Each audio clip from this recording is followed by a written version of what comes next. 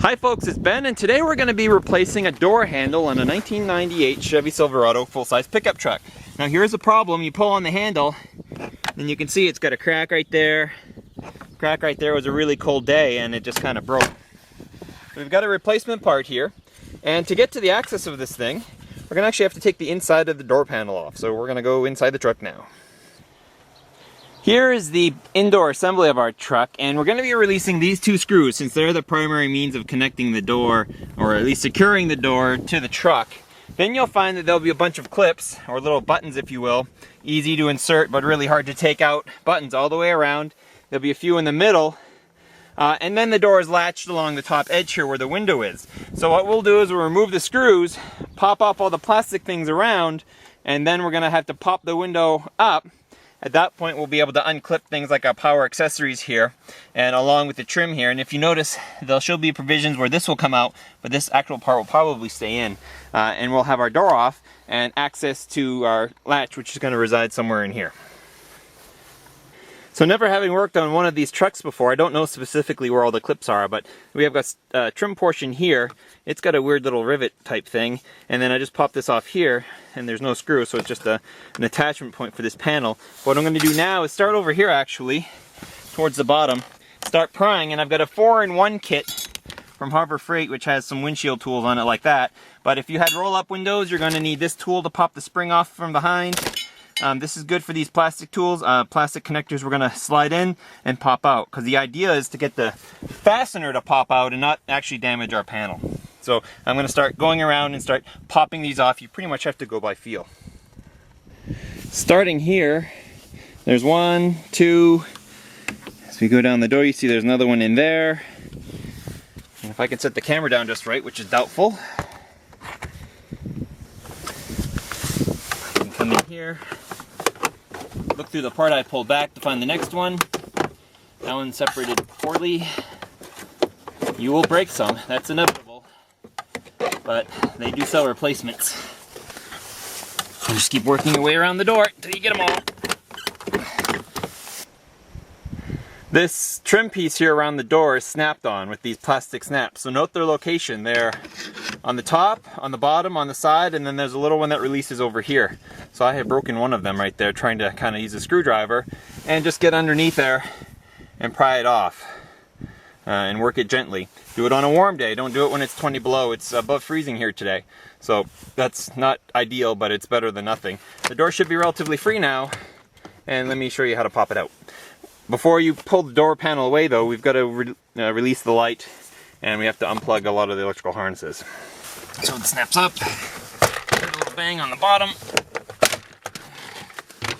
pull it out a little bit, and there's lots of wiring that you just have to figure out how to undo. So the auxiliary speaker here just unplugs, the front window mirror just unplugs, and then I just pulled the whole switch assembly for the power windows and door locks, since it's just blocked into the side here. That releases the panel, which we can now set aside. We won't need it for a bit. But what I discovered, and this is unusual, but I usually don't work on trucks, I work on cars, there's a metal panel here. So we're going to have to take that off to actually get access to the door handle that lies behind there. Remove these 7mm bolts. They're all around the periphery of the door, so just follow them around and get them all. You'll be fine. There's a 10mm right here. The matching one is in the door, so you don't have to worry about it. What they've done is they've attached the window mechanism to this panel. Instead of some cross bracing and stuff in there, they've actually attached it to this panel. So it's now free, but now we have to proceed with caution because all our door, window, stuff is here, and we need to get up and inside, so we're gonna have to pull this out as best we can. Ever have one of those moments where you could say, gee, I could really save some time? The two bolts that hold in the handle, one resides right here outside the door, and the other one actually resides through this little peephole right here. If you look inside and you can't see it through the camera, there's the other bolt, because as you can see in our replacement part right here, we have the two. We have the side one and we have this one. So I'm gonna go ahead and undo those. They look like 10mm. And we're going to have to figure out, though, how our little levers work in both our lock and our handle. So with the two bolts out, the one back here and the one on the side here, this is free. Now the lock cylinder, if you're going to keep it, which most people will, there's a little push mechanism right there, which I've already popped it out, so it's kind of moved in already. You push that in, and the lock cylinder can be pushed out, and then we'll probably just push it back in and it will relatch into our new piece. The other part we have to deal with is the little mechanism that the latch actually attaches to that opens the door, and that's right here. And there's a little arm that sticks through, so we're just gonna have to get in here with the screwdriver and pop it free, and then it's a quick insertion, so once we put it back together it should snap right in, but we'll have to get a screwdriver in there and kind of pop that little hook that comes in here out, and we'll be good to go.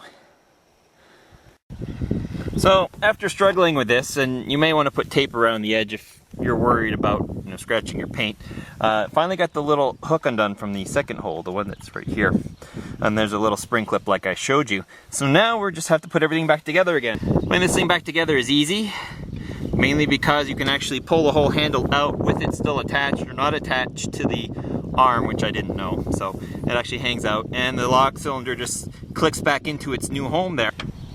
Now to put a screw here, return the screw there without dropping it, having to fish through and get it down. I did put one bolt back here just so that it lifted the hole up so it was a little bit better access.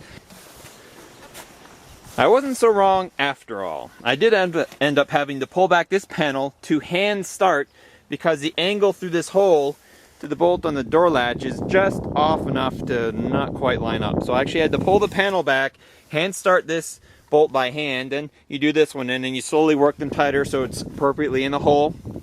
Then reattach at least a couple bolts, or nuts I should say, or bolts on this side, screws if you will. And then before you do anything, check to make sure it works before you close the door. And so you can do that by pushing it up, and that simulates the door being closed. It should be locked now, it will not go beyond that. Then if you hold open the door, or the latch, that should be able to lower, and that means the door is open.